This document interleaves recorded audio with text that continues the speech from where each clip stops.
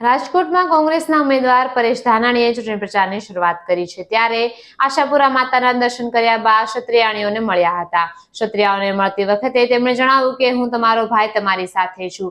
તેમની વાત સાંભળીને ક્ષત્રિયાણીઓ ભાવુક થઈ હતી। ત્યારબાદ શું કહ્યું તેમણે આવો જાણીએ। નમસ્કાર, હું છું ઈમાની, આપ જોઈ રહ્યા છો ન્યૂ ગુજરાતી ન્યૂઝ। રાજકોટમાં રૂપાલા વિવાદ બાબતે હજુ સુધી કોઈ સમાધાન નથી થયું ત્યારે રાજકોટમાં ચૂંટણી પ્રચાર માટે આવેલા પરેશ ધાનાણીનું ક્ષત્રિયાણીઓએ સ્વાગત કર્યું હતું। તેમણે વધુમાં જણાવ્યું હતું કે અમને ઘણું સારું લાગ્યું કે કોઈએ કહ્યું કે અમે તમારી સાથે છીએ। સાથે જ તેમણે એ પણ જણાવ્યું કે જો જરૂર પડશે તો જો રૂપાલાની ટિકિટ રદ નહીં થાય તો અમે ભાજપની વિરુદ્ધ કોંગ્રેસને મત આપીશું। આવો જાણીએ આ બાબત પર પરેશ ધાનાણીએ શું કહ્યું। કોઈ વ્યક્તિ સામેની નથી, વૈચારિક વિવિધતા એ દેશની લોકશાહીનું હાર્દ છે। અમે ક્યારેય નહીં ઈચ્છીએ કે ભારતીય જનતા પાર્ટી વિહીન કોંગ્રેસનું રાજ હોય। વિવિધતાએ જ આ દેશને ઘડ્યો છે, વૈચારિક મતભેદોએ જ લોકશાહીને ફૂલી ફાલીને પંગરાવી છે।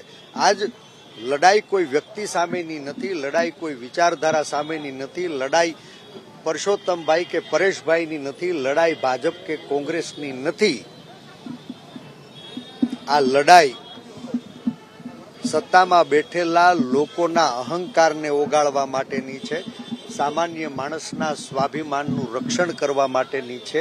આ દેશમાં બાબા સાહેબે પ્રાણ પૂરીને જે સંવિધાનથી 18 વર્ણની અધિકાર યાત્રા આગળ વધારી હતી, આજ એ 18 વર્ણની અધિકાર યાત્રા ઉપર ક્યાંય સરકારી તંત્રએ લગામ કશી છે ત્યારે ફરી પાછા આ દેશનું બંધારણ બચાવવા માટે, સંવિધાનની રક્ષા કરવા માટે દેશના બધા જ લોકો સાથે મળી આ સ્વાભિમાન યુદ્ધને આગળ ધપાવે એવી રાજકોટના જનજનને વિનંતી કરો। આવી જ અમને માહિતી માટે જોડાયેલા રહો ન્યૂ ગુજરાતી ન્યૂઝ પર।